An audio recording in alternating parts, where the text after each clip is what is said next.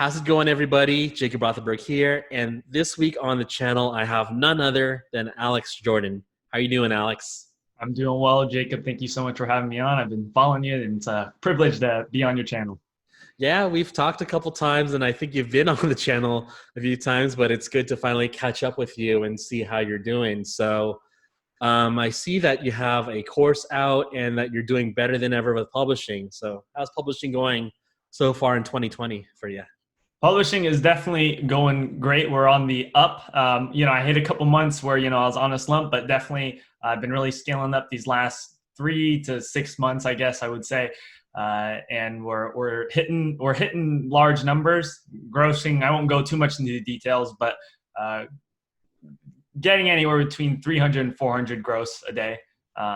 With obviously there's ad spend with that too. So things have been on the up. I'm definitely wanting to scale to that $20,000 to $30,000 a month mark. Hopefully, if I can do that in a year or so, that'd be great. Off of Q4, I'm not counting Q4. That doesn't. Yeah, I mean Q4 is always a gift from the marketplace, but I mean you're grossing 400. You just need to hit an additional 200 per day to reach 20,000. How much of that is profit though?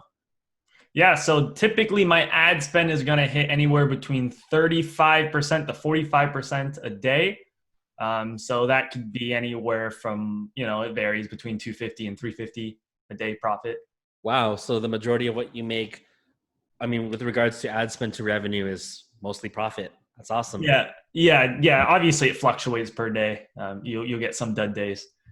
Okay, and if I may interrogate you, is most of your publishing right now low content, full content, high content? What's going on here? Yeah, so right now I would say I'm about 50-50 because a lot of my high content books I found have been a lot more consistent, but what have really given me the boost in income these last several, like I should say month or two, definitely low content books. So I first scaled up to about $100 to $150 a day with just high content books. And then now adding the low content books up on top has definitely given me a big boost of income. Okay, and I was not born yesterday, so I can deduce very quickly that your success from low content is coming from either good keywords or good ads. Which one is it? I would have to say it comes from both. Okay. So like what kind of ACOSs are you seeing on your ads? Like 10%, 15%? So when I'm trying, I guess it depends when I'm, what phase of ad I'm in. So normally if I'm ranking, I'll always go for anywhere between a 20% to a 40% ACOS. As I'm ranking, I'm okay to break even for even a month or two, as long as I'm not in the hole.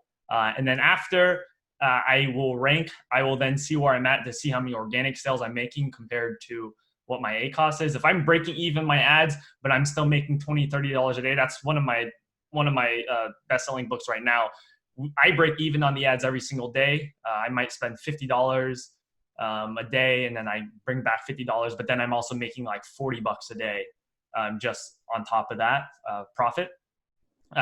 So typically my ads, I don't get too many crazy ones that are 10. I have a few 10 to 15%ers, but normally I'm gonna range between 20 and 30%, and then I watch to see what I'm just getting in total, and hopefully that is all in profit. Awesome. And yeah, just to quickly reiterate what you said, the reason why that you're willing to break even on ad spend, so long as the product itself is making a profit, is because the truth of it is the more sales you can get, the Amazon algorithm will reward the visibility of your book, the SEO ranking, such as the ranking in the search results, make people look for keywords on Amazon. So, I mean, so long as you're at least breaking even, if not even making some money, that's great. A great situation to be in long term, and it helps cement the longevity of your book. Would you agree? Yeah, I totally agree. One of my books I've actually published when I was with you back in the day. It was literally just a word search book. Yeah. It's word search. I give away basically the keywords. Word search for kids, and I have an age range. But I figured out that strategy because I ran ads on it for 3 months at break even. Eventually, it just became number 1 or 2 on the spot, and I killed ads. and I haven't ever touched it, and it still continually makes $1,000 to $1,500 a month off of Q4. But it just cemented itself there, and it never stopped. Yeah, totally. I mean, once you have a book that has had prior success, like I have this weird unicorn coloring book I made in 2018, and last December with no ads, it just made like an extra $800 on my account. Not a whole lot of money, but I mean, for zero effort, why not take it? Yeah. Yeah. So let me ask you this: for your keywords and low content, what's better? A keyword that has a lot of competition but is super high ranked, or a keyword that might be a little bit weaker in ranking but doesn't have a lot of competition? In low content specifically. Yes, low content. For my answer, Phil, the answer, if you were asking me for high content, I would have an easy answer for this. But low content, I would say right now, I would actually prefer to go for high competition, especially if we were saying right now in August, if I were to publish the book right now, I'd rather go for high content and then break even until Q4 and then just make a lot of money, hopefully during Q4. That's why I would go for right now, I would say. But if I was like, let's say it was January or February, I would probably target keywords that had low competition, just because I would rather. There is a really good, I love the idea of having those lower competition books, so it's easier to cement yourself in the keyword that is super more niche than something like unicorn coloring books, where even if you rank, you're going to be forever fighting for your position. Yeah. Yeah. And I mean, from your perspective, for something that's highly competitive, is that because you're able to like tweak ads effectively and make it work, or does a little bit of luck come into play with performing well for something that's highly contested? Yeah, I think in publishing, even with high content, I think there's always a measure of luck. The percentage of luck, I have no idea. But yeah, almost all my ads I can get to at least break even typically. Sometimes at a small loss, and at that point I'll do a calculated risk because I go, should I keep going down, losing $10 a day with the idea of ranking? But yeah, definitely the ad game is really helping the luck. But there'll always be a measure of luck, I think. Cool.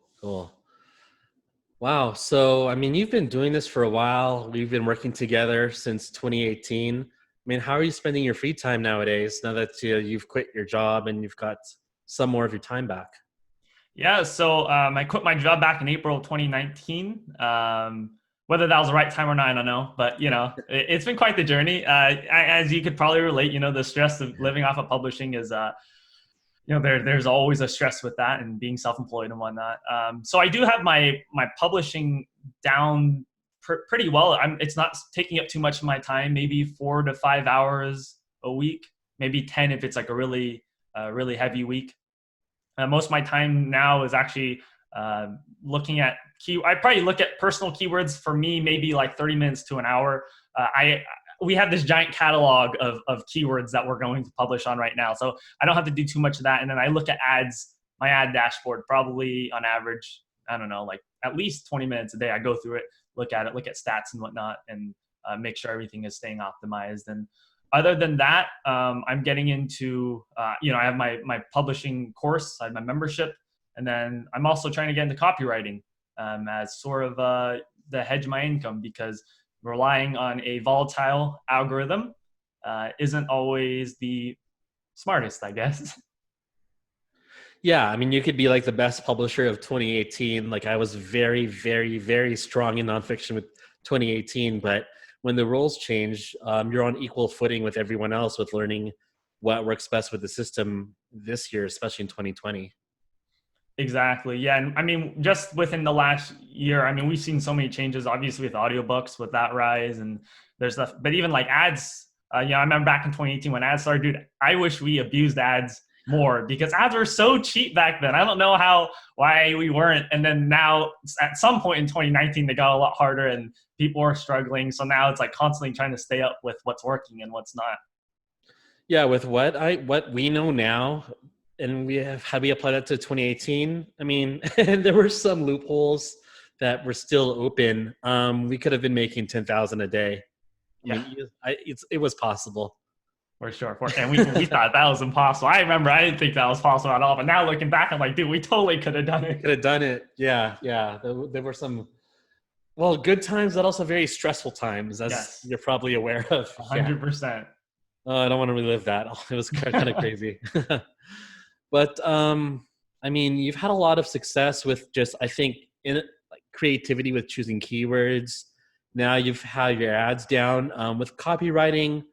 Tell me more about that. Are you doing book descriptions for other publishers, or are you like freelancing for companies? Yeah, so right now I'm actually trying to more so do freelancing. I love serving the publishing community, but having one income that's completely outside of that would be great. So I'm trying to get into like health copywriting for email specifically, just so that I can have something reoccurring. So I've gotten all the books studying, and now right now is more so for me a numbers game. So if I could reach out to 5 potential prospects every single day, eventually it should work out. Have you thought about maybe developing an agency model where you're on like a flat retainer with X client for copywriting services?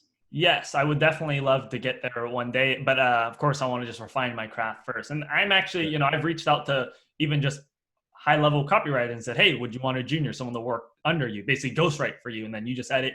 If I can get good that way, I'm 100% okay being basically a noob again. That's pretty savvy. Have you had success with that yet so far?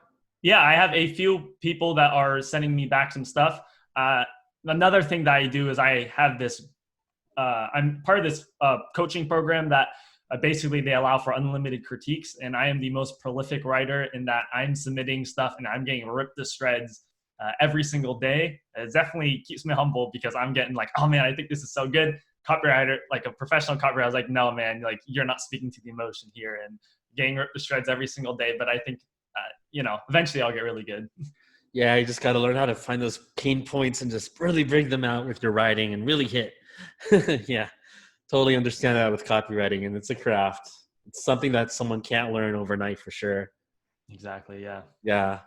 So, I mean, you also mentioned having a course, and I think a lot of people have courses at this point, but what makes yours special? What makes yours unique? What do you bring to the table with your course? Yeah. So my membership is basically every single month I give you 3 keywords a month that I think are profitable. I mean, Jacob used to have a course, Elite Keyword Mastermind. That's basically where the idea stemmed from. The way I'm kind of also making it different is that you could give me 5 keywords a month and I'll critique them. I'll let you know what I think about that.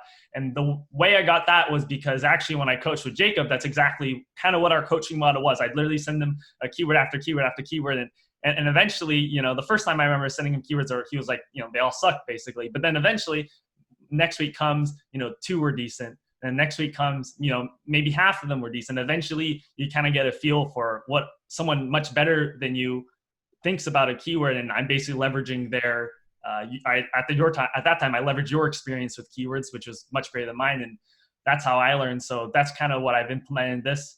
If you want that second opinion, that doctor's second opinion, then you can submit 5 keywords to me a month, and I'll let you know what I think about that.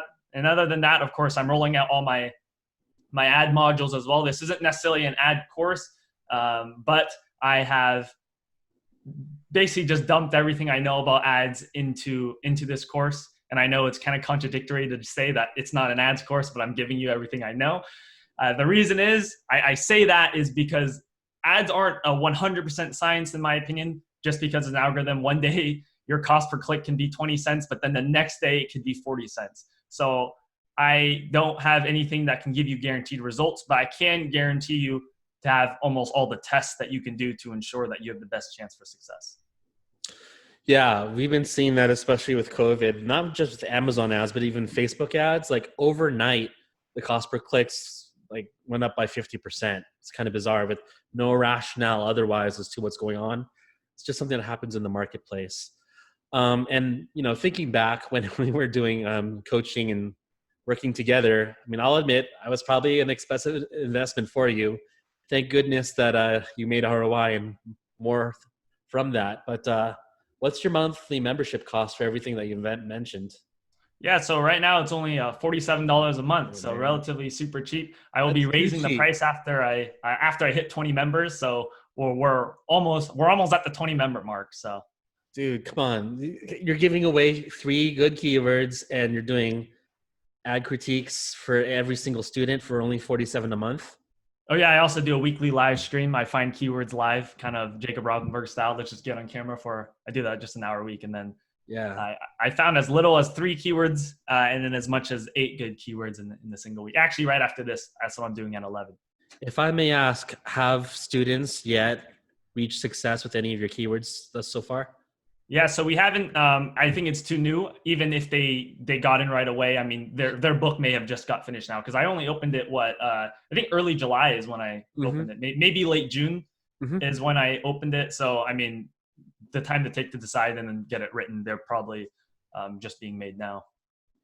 Okay, because I'm thinking about joining now. The master becomes the student once again.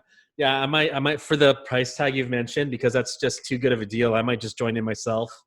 I might bug you for help on who you're using for freelancers, and we'll talk about that some other time. But yeah, that sounds really good. Man, that's a really, really good offer, and I hope people don't sleep on it because that's just too generous of you. Yeah, that's what I'm hoping on. Hopefully, people actually use the keywords. Well, if no one else is, I think I'll be using them then. So long Yeah, as I mean, I'm keeping them all in the back catalog too for for me too. Okay, so I mean, I won't pry too much on what information you're giving in your course because we're on a public stream. But for your methodology of keyword research and what students can do well with, do you typically recommend again highly competitive keywords, or for like newer students, are they keywords that are less contested but give someone more opportunity to get their foot in the door? Yeah, so definitely, I always go for more low competition books. I think that is a lot easier for you to get on page 1 and to see whether your book really has the chops to live up. And 2, I think it's a lot more long term. I've noticed all my books, my best-selling books, have all under 500 search results. And actually, I've seen where many of my keywords that are performing really well, there's only 1 or 2 actually other good-selling books in that keyword, even though they're just authority keywords. I gave away a keyword in my free boot camp. It was like aerobics for seniors. It was something like that, water aerobics for seniors, something like that.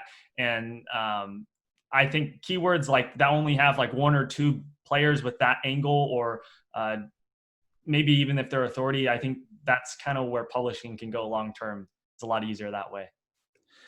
Yeah, I mean, people try to sprint when in fact publishing is a marathon with regards to sustainability. Like I still have books that are almost at this point 4 years old, and they are only making 200 a day, 200 a month each. But hey, 200 a month extra just from stuff you've had 3 years ago, that's like a car lease or a bill payment. So who wouldn't want to take that money? And if you can multiply that with other books that can just hold their own for a year or two, I think that's actually better than making 1,000 a month for a couple of months from one book.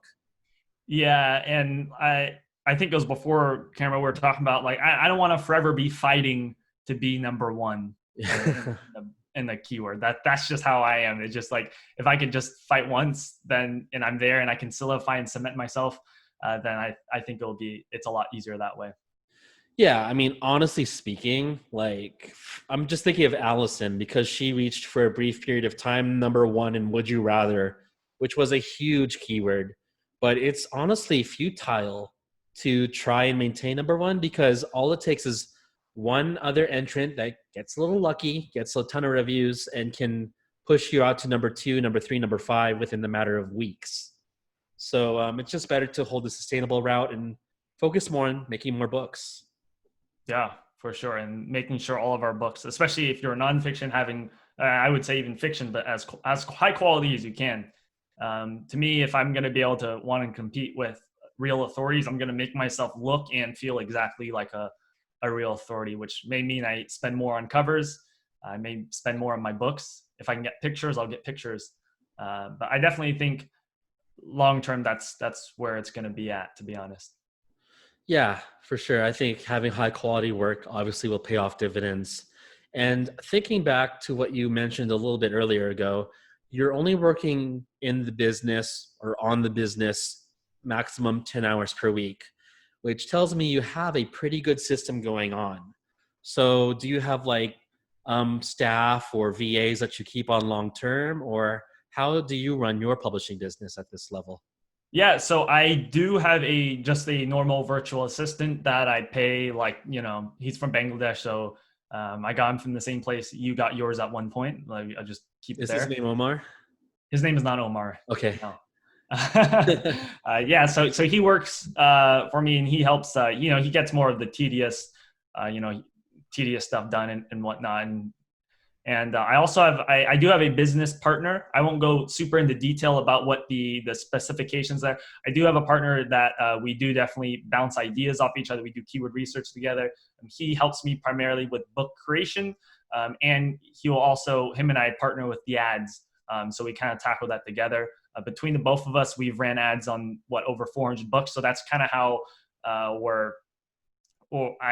I'm learning so much about ads, is because between him and I working on my books and the books he's worked on before in the past, definitely we bring a lot to the table as far as leveling up each other.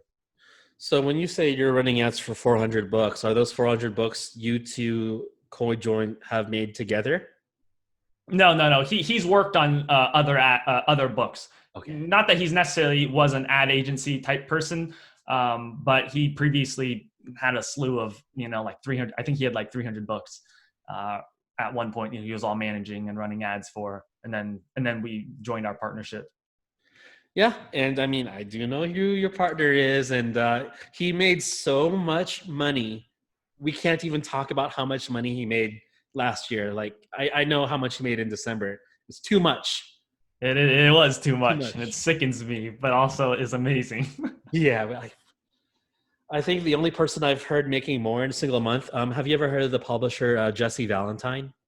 Jessie Valentine, the girl from Egypt. I think she made like 140,000 in December Q4, and I think her net was around 80.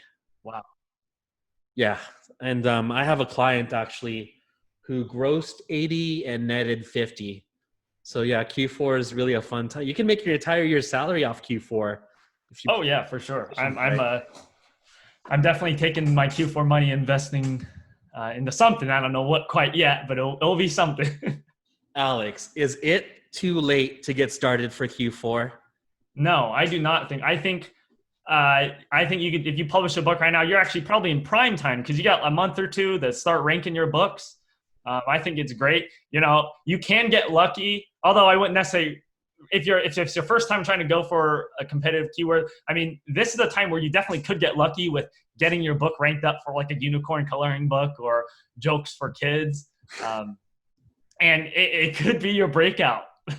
Could be. I mean, I define luck in the context of publishing as being in the right place at the right time with a release, along with marketing, obviously, but it's more so about being at the right place at the right time. So is right now the right time, with the right place being positioning for Q4? I definitely think so. I think there's a bunch of untapped keywords that have yet to be taken over by publishers. Do you have untapped keywords that are not yet taken over by publishers in your course? Yes, I have. Yes, I do. I'm thinking very selfishly right now, like afterwards, I'm going to literally join your course and get in on this. Well, I'll look out for the email. No, seriously, I got to find your link, and yeah, I'll be signing up, and we'll see what'll happen. Anyway, enough about that. But I think, yeah, it's a very exciting time, and more seriously, now is about the right time to get started working for Q4. I personally would have started in July, but yeah. August is still good. By definition, Q4 starts the last quarter of the month, but everyone tries to focus on primarily November, December, and even a little bit of January for their Q4 sales. Mm-hmm. So I think now is the right time to get started with that. And my own business partner is laughing. Yeah, we're going to get a subscription to a low content course with Alex. He gives away keywords. He gives away really good keywords for low content, and he's making $300 a day net, gross 400. His margins are really good. Oh, Alex, you can maybe just like, I'll just pay you to run my business. Can we pay you to run a business for low content, like a lot of money? Not a lot.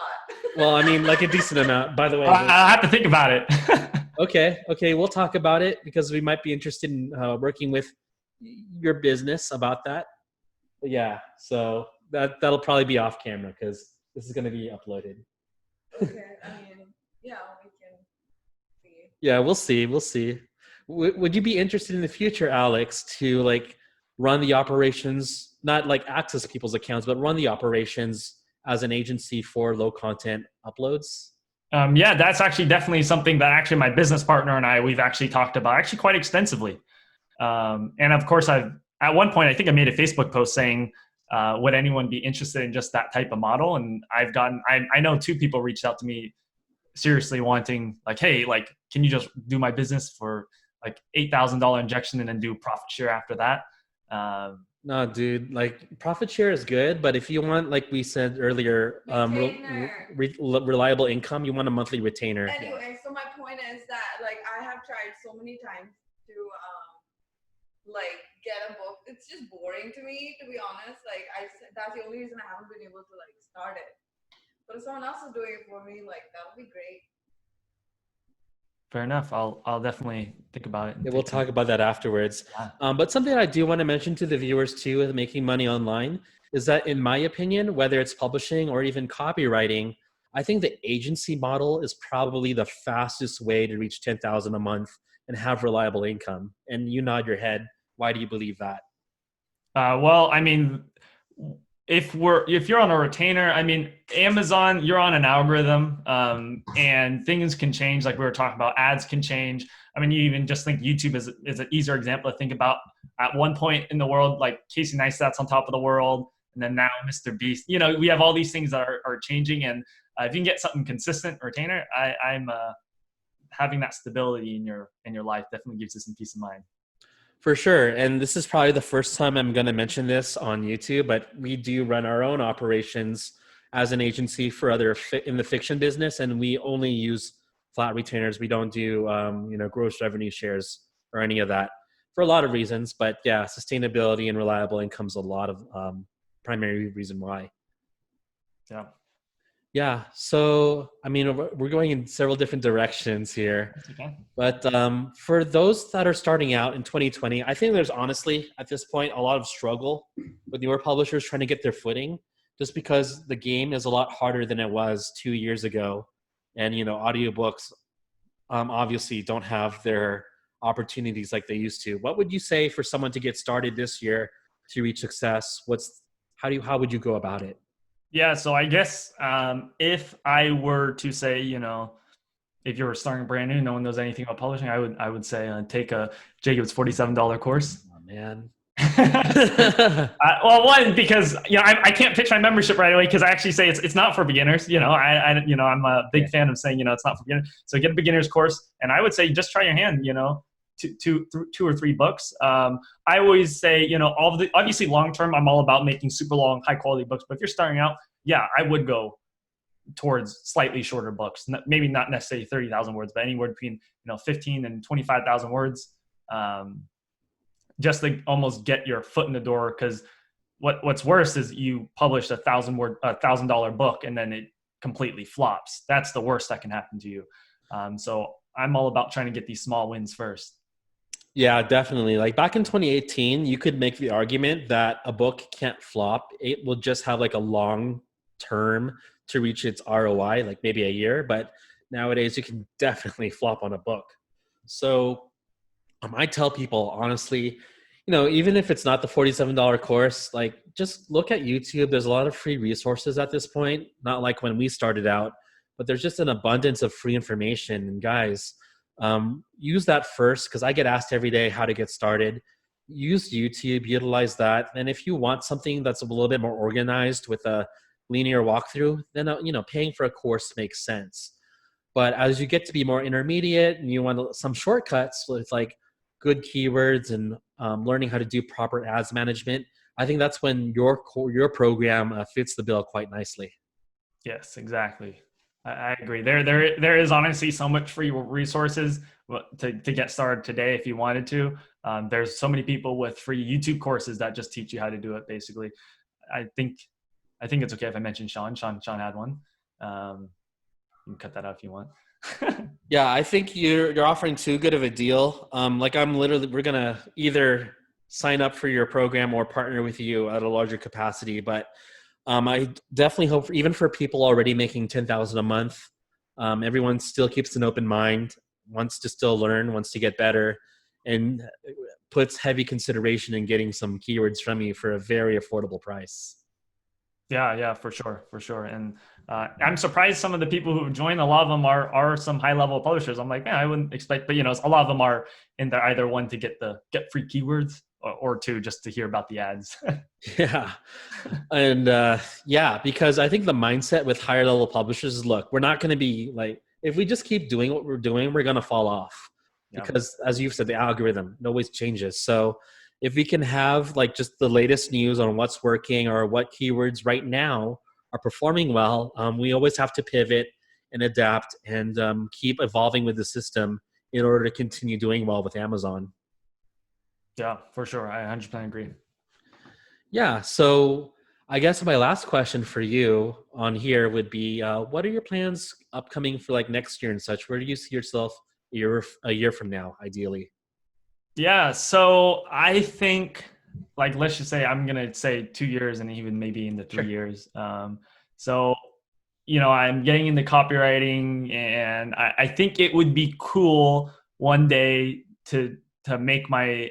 So we, as publishers, we really understand the whole idea of outsourcing content, and I think even like if you look at other internet marketers, they're not like 100%. Like they might not fully understand like how quite easy it is, especially if you're brand new.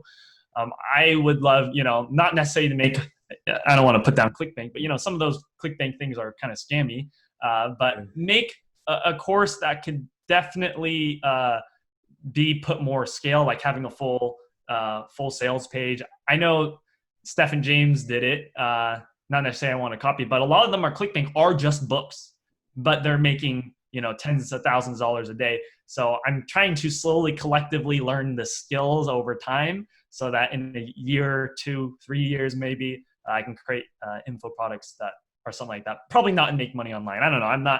I don't want to become big known and make money online personally. I hear you. I mean, I have done a little bit of research on you, and I think that what you're looking for is learning how to set up a funnel system, not beyond copywriting, like the actual funnel and how to route traffics and get optimal conversions. And the reason why I say this is because I've noticed you're in that free group course clients. Yes, I saw you there too, actually.